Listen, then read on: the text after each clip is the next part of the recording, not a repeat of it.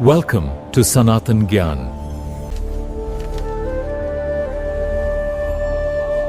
सनातन ज्ञान पॉडकास्ट में आपका स्वागत है।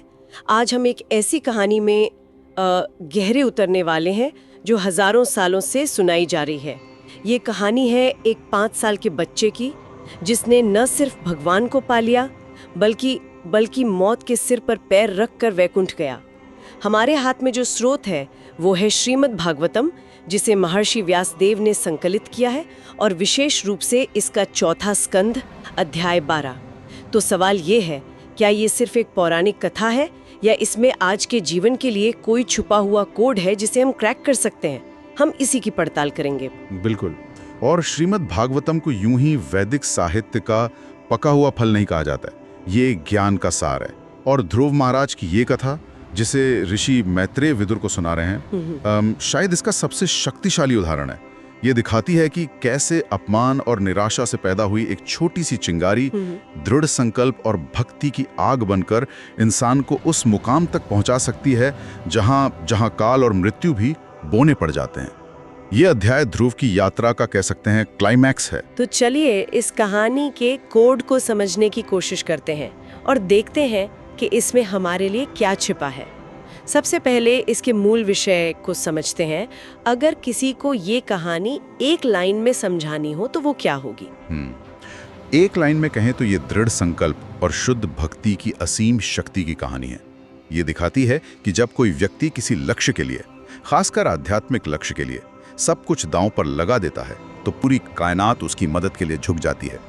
ये हमें भौतिक दुनिया की अस्थायी प्रकृति और एक ऊंचे उद्देश्य के महत्व को समझाती है। ये सुनने में तो बहुत गहरा लगता है, पर आज के समय में ये कहानी किन लोगों के लिए सबसे ज्यादा प्रासंगिक हो सकती है?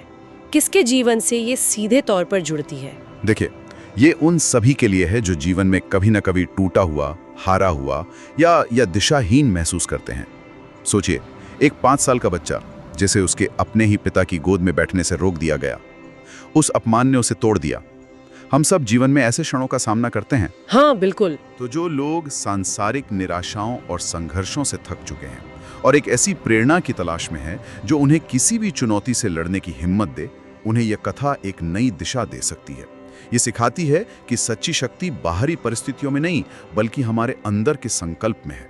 ठीक है, तो चलिए कहानी के उस हिस्से पर आते हैं जहाँ एक्शन और फिलॉसफी दोनों मिलते हैं।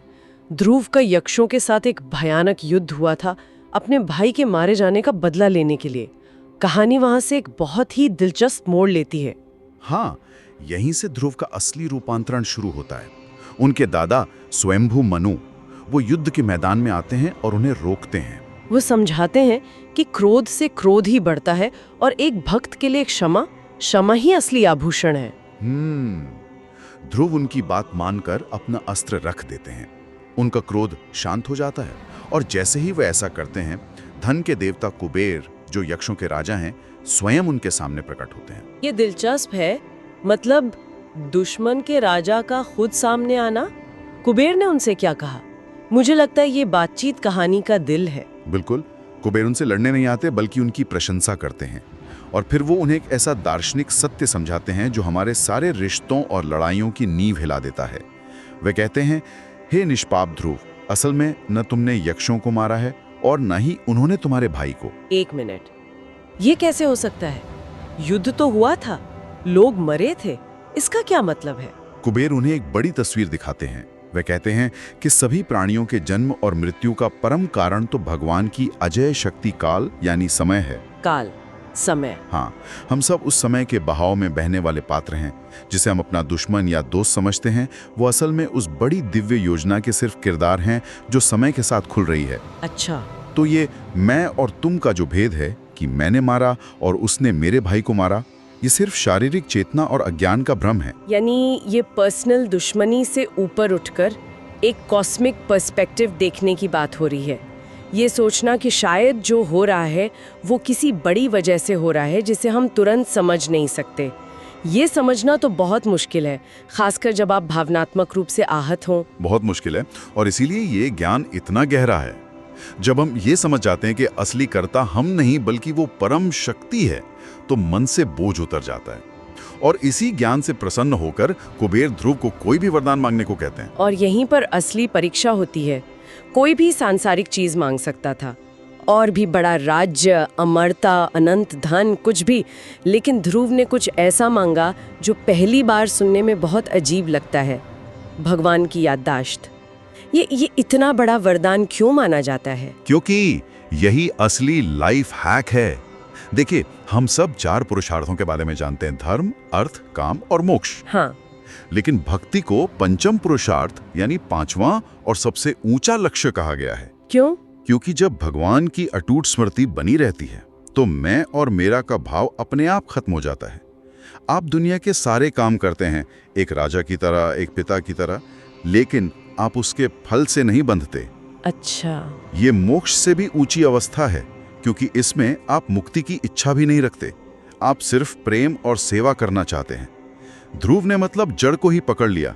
उन्होंने वो चीज मांगी जिससे बाकी सब कुछ अपने आप सध जाता है। वाह! एक वरदान में उन्होंने पूरे जीवन का सार मांग लिया, बस आपकी याद बनी रहे। ये सोचने वाली बात है कि अगर आज हमें कोई ऐसा वरदान मांगने को कहे तो हम क्या मांगेंगे। खैर, इस वरदान के बाद ध्रुव का जीवन कैसा रहा? क्या वे एक साधु बनकर जंगल चले गए? नहीं, और यही इस कहानी की सबसे व्यवहारिक सीख है। ध्रुव ने 36,000 वर्षों तक एक आदर्श राजा के रूप में शासन किया। वे महान यज्ञ करते थे, अपनी प्रजा का एक पिता की तरह पालन करते थे। उन्होंने अपनी जिम्मेदारियों से मुंह नहीं मोड़ा। बिल्कुल। लेकिन भीतर से वे पूरी तरह अनासक्त थे। ये कुछ ऐसा है जैसे कोई सीईओ अपनी कंपनी को पूरी मेहनत से चला रहा है, लेकिन वो जानता है कि वो सिर्फ एक ट्रस्टी है, असली मालिक नहीं। सही उदाहरण है। वो अपना काम 100% करता है, लेकिन उसे इस बात का तनाव नहीं है कि ये सब मेरा है। तो उन्होंने 36,000 साल तक राज किया, लेकिन एक योगी की तरह, पूरी तरह डिटैच्ड। ये अपने आप में कमाल की बात है। लेकिन हर कहानी का अंत होता है। इस राजपाट के बाद उनकी असल यात्रा कैसे शुरू हुई? जब उन्हें लगा कि सही समय आ गया है तो उन्होंने अपना सिंहासन अपने पुत्र को सौंप दिया और तपस्या के लिए बद्रिक आश्रम चले गए। वहां वे अपनी भक्ति में इतने गहरे उतर गए कि उन्हें अपने शरीर का भी होश नहीं रहा। वे जीवित रहते हुए ही पूरी तरह मुक्त हो गए। और तभी वो अद्भुत क्षण आया। उन्होंने देखा कि आकाश से पूर्णिमा के चांद की तरह चमकता हुआ एक दिव्य विमान नीचे आ रहा है। उसमें भगवान विष्णु के 2 पार्षद थे, नंद और सुनंद, जो उन्हें लेने आए थे। और यहीं पर वो नाटकीय घटना होती है जिसका जिक्र अक्सर होता है, जिसमें साक्षात मृत्यु सामने आ जाती है। ये सुनने में बहुत फिल्मी लगता है, लेकिन इसका प्रतीकात्मक अर्थ क्या है? क्या इसका मतलब है कि उन्होंने अपनी मृत्यु की टाइमिंग को कंट्रोल कर लिया, या ये सिर्फ ये दिखाने का एक तरीका है कि भक्ति डर को खत्म कर देती है? एक तरह से दोनों ही बातें सही हैं। जब ध्रुव उस दिव्य विमान पर चढ़ने वाले थे तो साक्षात मृत्यु उनके सामने आकर खड़ी हो गई। लेकिन ध्रुव डरे नहीं? बिल्कुल नहीं। उन्होंने निडर होकर मृत्यु के सिर पर अपना पैर रखा और विमान पर चढ़ गए। ये दिखाता है कि एक भक्त मृत्यु के भी परे है। देखिए, मृत्यु का अनुभव सबके लिए एक जैसा नहीं होता। जैसे एक बिल्ली अपने बच्चे को भी मुंह से पकड़ती है और एक चूहे को भी, दोनों के लिए पकड़ वही है, दांत वही है, लेकिन चूहे के लिए वो आतंक और मृत्यु है। हाँ, और बच्चे के लिए सुरक्षा। बिल्कुल, बच्चे के लिए वो सुरक्षा और माँ का प्यार है। उसी तरह मृत्यु भक्त के लिए भगवान से मिलने का एक प्यार भरा रास्ता बन जाती है, जबकि अभक्त के लिए ये एक भयानक अंत होता है। ये बिल्ली और चूहे का उदाहरण बहुत शक्तिशाली है। इसने पूरी बात साफ कर दी। लेकिन एक और बात है जो मुझे हमेशा हैरान करती है। उस परम क्षण में जब वे वैकुंठ जाने वाले थे, उन्हें अपनी माँ की याद आई। ये थोड़ा अजीब नहीं है? क्या ये एक तरह का सांसारिक मोह नहीं है जो एक भक्त को उस चुनौती क्षण में भी घेर लेता है? ये एक बेहतरीन सवाल है। देखने में ये मोह लग सकता है, लेकिन ये असल में भक्ति की पराकाष्ठा है। ये करुणा है। एक सच्चा भक्त केवल मैं की सोच से बहुत ऊपर उठ जाता है। उसकी अपनी मुक्ति तब तक अधूरी है जब तक वो अपने प्रियजनों के कल्याण के बारे में ना सोचे। अच्छा। उन्होंने सोचा, जिस माँ ने मुझे ये रास्ता दिखाया, मैं उसे पीछे छोड़कर अकेले कैसे जा सकता हूँ? ये स्वार्थ नहीं, बल्कि प्रेम और कृतज्ञता का विस्तार है। नीति भी एक दूसरे दिव्य विमान में उनसे आगे वैकुंठ की ओर जा रही हैं। अरे वाह! इसका मतलब उनकी भक्ति का फल सिर्फ उन्हें ही नहीं, उनकी माँ को भी मिला। ये तो कमाल है। इस पूरी कहानी से अगर हमें आज अपने जीवन में कुछ लागू करना हो तो वो क्या होगा?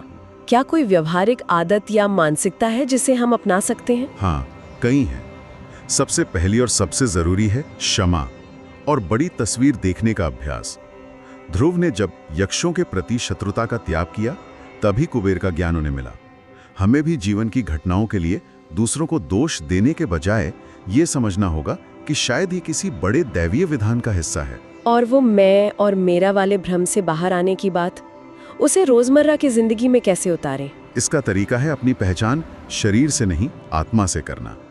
जब हम समझते हैं कि हम सब एक ही परम स्रोत के अंश हैं, तो अहंकार, ईर्ष्या और प्रतियोगिता ये सब अपने आप कम हो जाती है। सही बात है। अपनी जिम्मेदारियां पूरी तरह निभाएं, जैसे ध्रुव ने एक राजा के रूप में निभाई, लेकिन आंतरिक रूप से ये याद रखें कि हम यहाँ केवल एक भूमिका निभाने आए हैं, हम इस नाटक के मालिक नहीं हैं। और सबसे महत्वपूर्ण आदत है ईश्वर की निरंतर स्मृति का अभ्यास, जैसा वरदान ध्रुव ने मांगा था।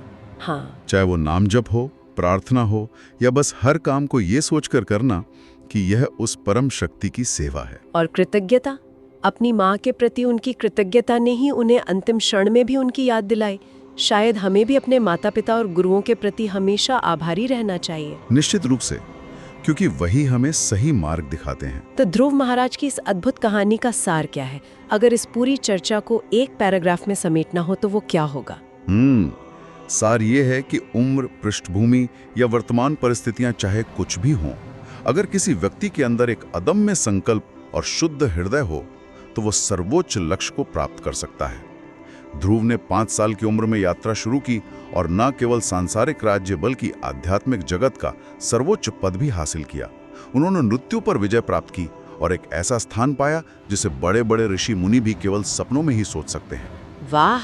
यह कहानी असंभव को संभव बनाने का एक ब्लूप्रिंट है। अगर हमें इस चर्चा से 3-4 मुख्य बातें याद रखनी हो जिन्हें हम अपने साथ लेकर जा सकें, तो वे क्या होंगी? निश्चित रूप से, पहली, भक्ति या किसी भी महान लक्ष्य में उम्र कोई बाधा नहीं है। सच्ची लगन किसी भी उम्र में शुरू हो सकती है। दूसरी, सच्चा वरदान या असली दौलत भौतिक नहीं, आध्यात्मिक है। ईश्वर की या अपने सर्वोच्च लक्ष्य की निरंतर स्मृति ही सबसे बड़ी संपत्ति है, बाकी सब अस्थायी है। और मृत्यु और दूसरों के प्रति हमारे कर्तव्य के बारे में? हाँ, तीसरी बात यही है, एक शुद्ध हृदय वाला व्यक्ति मृत्यु से नहीं डरता। वो मृत्यु को अंत नहीं बल्कि एक परिवर्तन या प्रक्रिया का हिस्सा मानता है।